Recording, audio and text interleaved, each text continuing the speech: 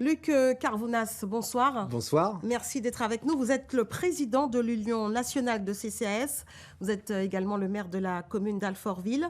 C'est un véritable marathon que vous menez depuis votre arrivée ici en Guadeloupe. D'abord, que retenez-vous de ces nombreux échanges, de ces nombreuses visites de terrain ?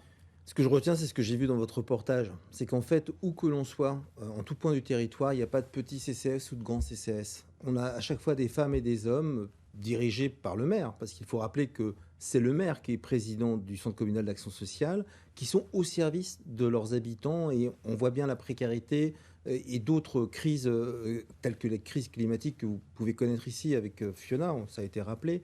Eh bien, nous sommes les ingénieurs du social et non pas des sapeurs-pompiers de la précarité. Et les centres communaux d'action sociale, nous représentons chaque année 7 milliards d'euros de politique publique dépensée au profit de nos concitoyens et 126 000 agents territoriaux. Pourquoi je dis ça ?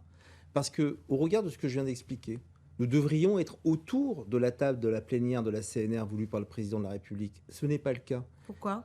Parce que je pense que nous sommes confrontés, mais ça ne date pas de maintenant, à une forme de méconnaissance de ce que sont les CCAS, où j'en parlais encore avec le représentant du préfet ce matin au séminaire. Il a parlé des collectivités et des CCAS et d'autres partenaires.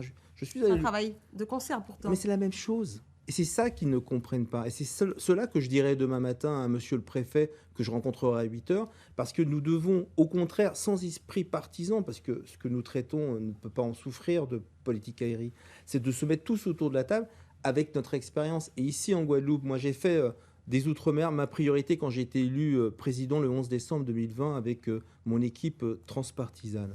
Eh bien, ce que nous voulons, c'est concrètement ce qui s'est produit hier matin avec la CAF, qui a dit banco à Eliane Guillogou, présidente de l'Union départementale de Guadeloupe et élue départementale des Abîmes, pour faire une convention de partenariat.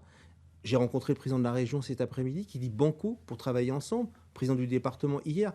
Donc on va faire du concret. Mais il faut aussi réfléchir à des questions extrêmement importante pour vous, comme le vieillissement. Alors justement, comme partout en France, la pauvreté augmente, le vieillissement, le nombre de bénéficiaires des minima sociaux également. Les CCAS réclament aujourd'hui plus de moyens pour une meilleure dotation pour mener à bien leur mission. Quelle réponse pouvez-vous leur apporter concrètement ? Quel accompagnement ?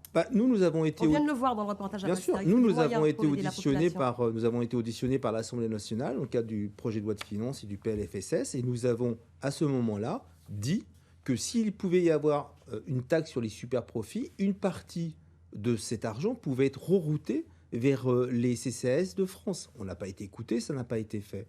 Mais vous le savez, dans mon tour de France que je fais, en Hexagone et en Outre-mer, je ne vois pas un seul maire qui rogne budgétairement sur sa dotation à son établissement public. Au contraire, chaque année, il l'abonde, et encore plus depuis la crise sanitaire de la Covid de 2020. Alors, vous l'avez dit, la question du vieillissement est prégnante ici en Guadeloupe. C'est même un enjeu majeur. En 2021, lors du congrès des maires, vous aviez présenté un livret blanc sur l'autonomie, un document de 40 pages. L'association avait dressé des recommandations au gouvernement. Le projet a été abandonné. Pourquoi ? Qu'en est-il aujourd'hui ? Alors déjà, ce livre blanc, c'était parce qu'on s'était rendu compte que le quinquennat est en train de se finir, que Mme Bourguignon, à l'époque, nommée ministre en charge justement des seniors et de la précarité, n'avait rien fait. Donc on a voulu poser le débat.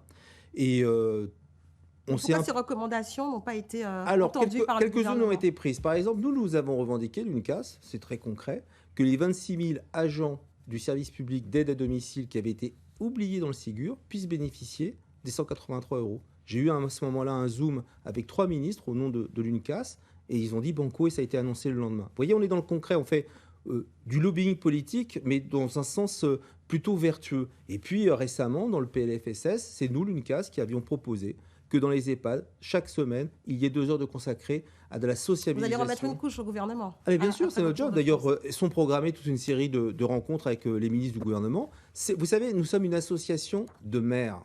Et depuis le Parlement du non-cumul, ce sont les associations de maires comme nous, qui sommes la plus vieille après l'AMF, à devoir faire ce lobbying vis-à-vis du gouvernement et du Parlement.